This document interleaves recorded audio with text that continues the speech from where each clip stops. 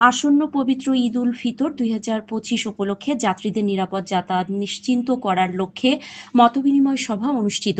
পাবনা থেকে শরীফুল ইসলামের পাঠানো তথ্যচিত্রে ডেস্ক রিপোর্ট।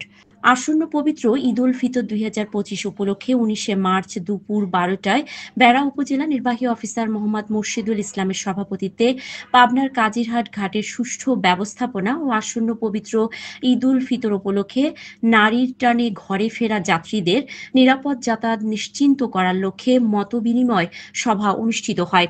এ সময় মতবিনিময় সভায় প্রধান অতিথি হিসেবে উপস্থিত ছিলেন পাবনা জেলা প্রশাসক, কালেক্টর ও বিজ্ঞ জেলা ম্যাজিস্ট্রেট মফিজুল ইসলাম।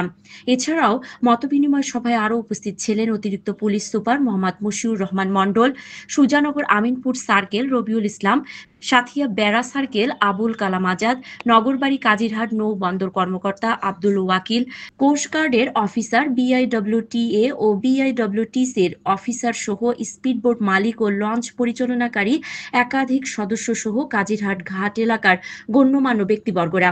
মতবিনিময়ের এক পর্যায়ে ঘাট সংশ্লিষ্ট ঊর্ধ্বতন কর্মকর্তারা বলেন, যাত্রীদের কাছ থেকে অতিরিক্ত ভাড়া আদায়, লঞ্চ ও স্পিডবোটে অতিরিক্ত যাত্রী বহন এবং লাইফ জ্যাকেট ছাড়া যাত্রী পারাপার করলে আইনগত ব্যবস্থা নেয়ার কথা জানিয়েছেন তারা।